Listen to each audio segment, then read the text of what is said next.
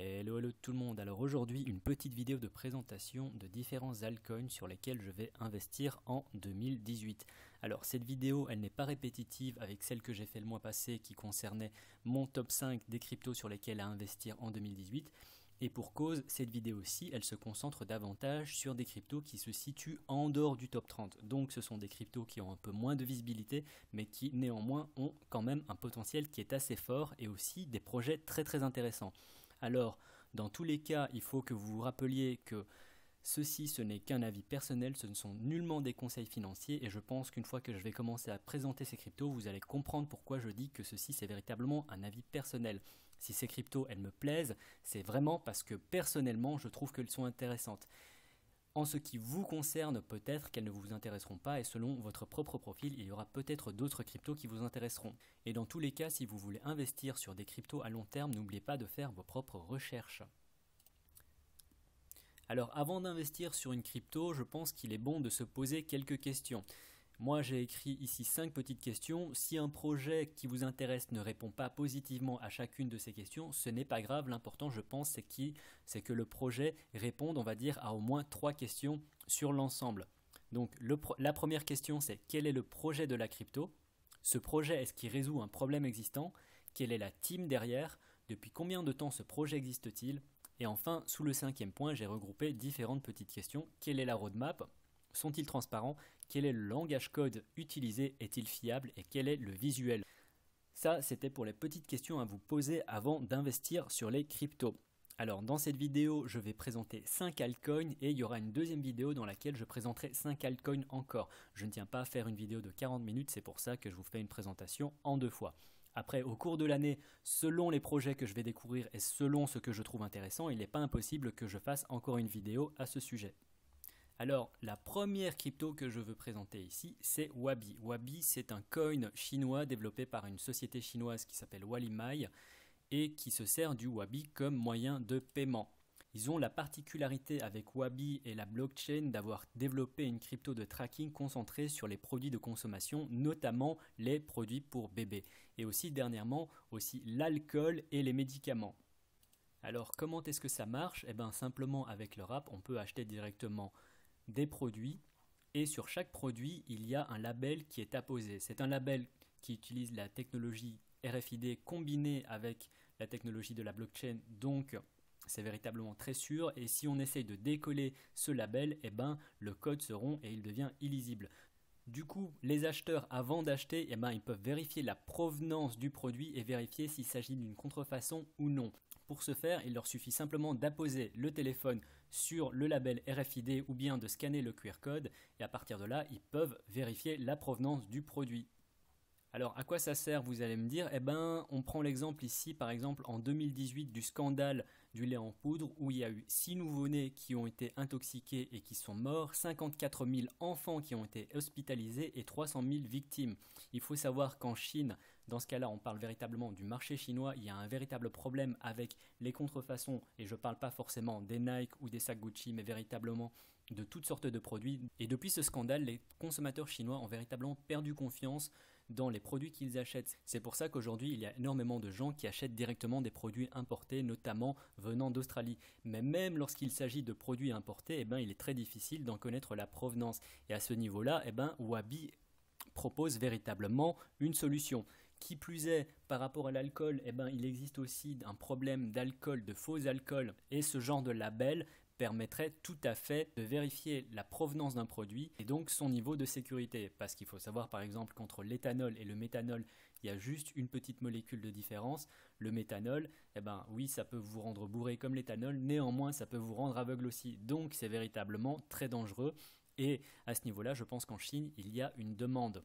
Enfin, concernant les médicaments, je pense qu'en Chine aussi, il y a une demande par rapport à la provenance des médicaments, mais ce n'est pas uniquement destiné à la Chine. Si on prend l'exemple du Nigeria, 64% des, je ne sais plus où j'avais lu ça, 64% des médicaments sur le marché au Nigeria sont des faux, sont des contrefaçons. Donc il y a une grosse demande, je pense, en Chine. Et un jour, si d'autres pays en voie de développement ont besoin de ce genre de service, eh ben, je pense que Huobi sera là. Donc pour moi, Wabi, c'est véritablement un projet intéressant. Si on regarde les 3 premières questions ici, je viens de vous expliquer c'était quoi le projet. Il résout véritablement un problème existant et on connaît la team. Qui plus est, en termes de prix, on peut se rendre compte que pour le moment, ça n'a pas encore explosé. La croissance, elle est stable, mais ça n'a pas encore explosé. Donc c'est quelque chose que l'on peut encore se permettre d'acheter. Pour le moment, il est 158e au market cap. La deuxième crypto dont je veux parler, c'est VeChain. Alors VeChain, contrairement à Wabi, a déjà connu une énorme explosion au niveau de son prix. Je pense qu'elle a fait un x10 en l'espace de moins de 2 mois et aujourd'hui, elle est 31e au CoinMarketCap. Alors pourquoi est-ce que je parle de VeChain juste après avoir parlé de Wabi? C'est parce que VeChain propose aussi un service de tracking, mais pas seulement. VeChain est véritablement très complet. Ça, c'est leur site et on va voir que c'est assez bien fait.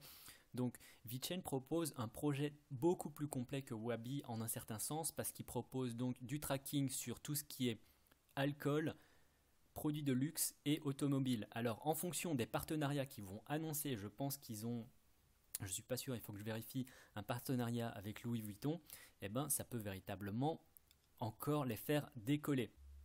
Alors on peut voir ici qu'il propose une solution de tracking et d'identification pour tout ce qui est alcool, mais il propose également donc ce même genre de service pour tout ce qui est produits de luxe, mais également pour les voitures.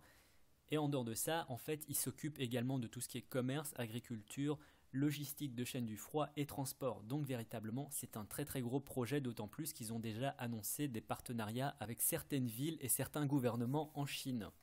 Donc là où Wabi c'était simplement on va dire une société, VeChain est déjà bien établi, ce qui explique en ce moment sa place au market cap.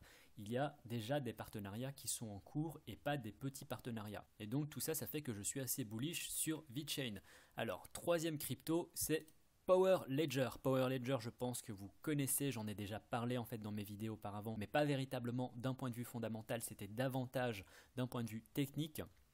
Il est actuellement 71e au market cap et on peut voir que son prix il est assez erratique. Il n'a pas encore véritablement non plus connu une grosse explosion contrairement par exemple à VeChain. Alors Power Ledger, je ne sais pas si vous connaissez les fondamentaux, mais en gros c'est une plateforme qui permet de revendre son surplus d'énergie, mais seulement son surplus d'énergie verte, c'est-à-dire que tous ceux qui ont par exemple des panneaux solaires, ils produisent de l'électricité. Et lorsque l'on ne consomme pas cette électricité avec un projet comme Power Ledger, l'électricité n'est pas perdue, on peut éventuellement la revendre à nos voisins. Donc c'est un projet de pair à pair et je trouve que ça en fait quelque chose d'assez intéressant. On peut revendre son électricité de particulier à particulier directement à ses voisins.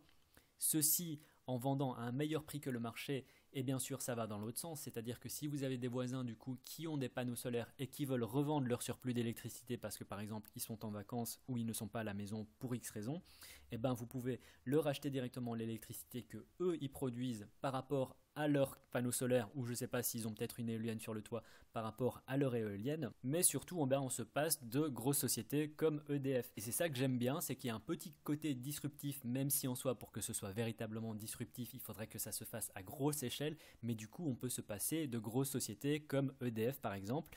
Et enfin, on consomme de l'énergie verte, pas de l'électricité qui a été générée à partir d'une centrale qui utilise certainement des sources d'énergie non renouvelables. Donc voilà, ça c'était pour Power Ledger, du coup j'ai même pas véritablement regardé le site, mais c'est un projet que personnellement je trouve intéressant. Alors, quatrième projet, c'est Substratum. Substratum, je pense que pour peu que vous soyez intéressé dans le développement d'Internet en général, c'est un projet qui pourrait vous intéresser. Il est actuellement 84e au market cap, on peut voir qu'il a connu aussi une très très forte croissance, mais que depuis il effectue sa correction et qu'il n'arrête pas de baisser.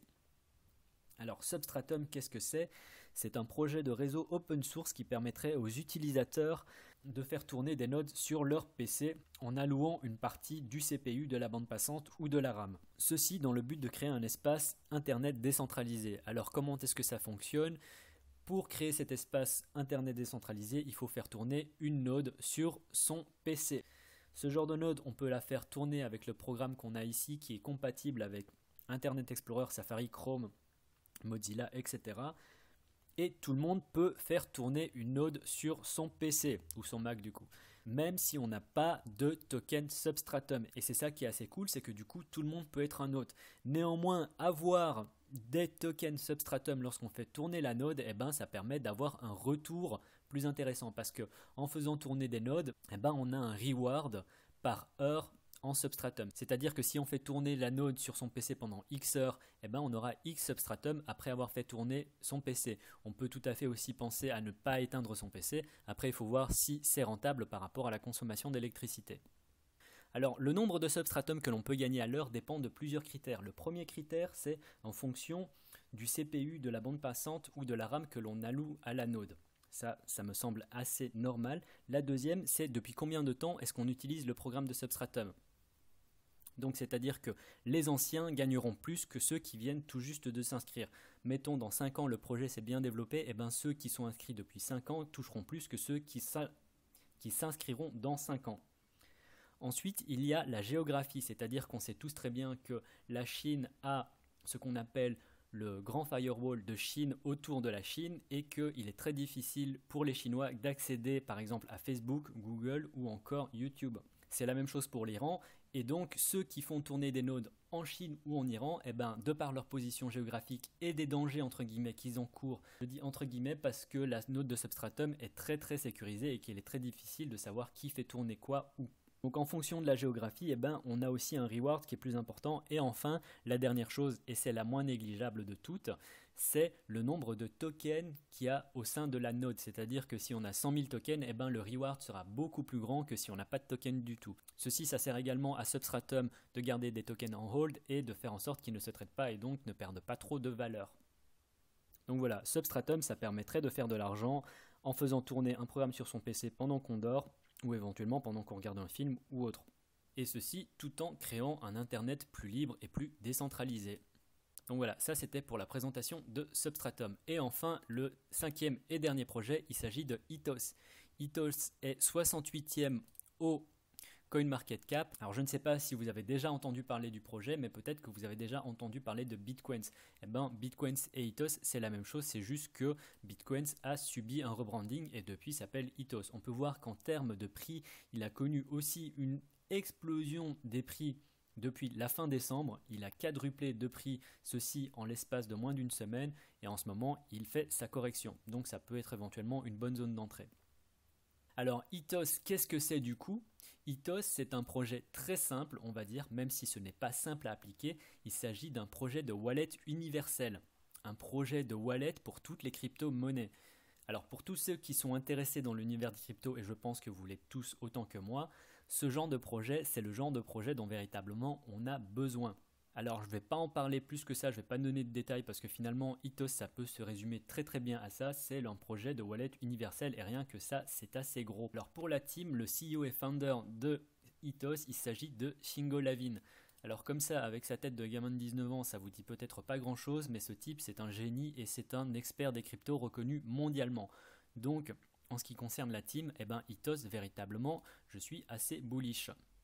Pour revenir encore à ces trois questions, eh ben, véritablement, Ethos, si ça fonctionne, il apportera une solution à un problème que tout le monde connaît, qui est quelle wallet j'utilise. Eh ben, dans ce cas-là, Ethos, ça pourrait être la solution. Donc voilà, c'était tout pour aujourd'hui. C'était la présentation de 5 cryptos sur lesquels je comptais investir en 2018. Il y aura encore une deuxième vidéo, voire peut-être une troisième, mais ça, ce sera davantage au cours de l'année en fonction de mes lectures. Si vous avez aimé le contenu de cette vidéo, n'hésitez pas à me mettre un pouce en l'air. Moi, ça me fait toujours plaisir. Si vous avez des questions, posez-moi dans les commentaires. Je ferai mon maximum pour y répondre. C'était Vers la crypto-richesse. Tchuss!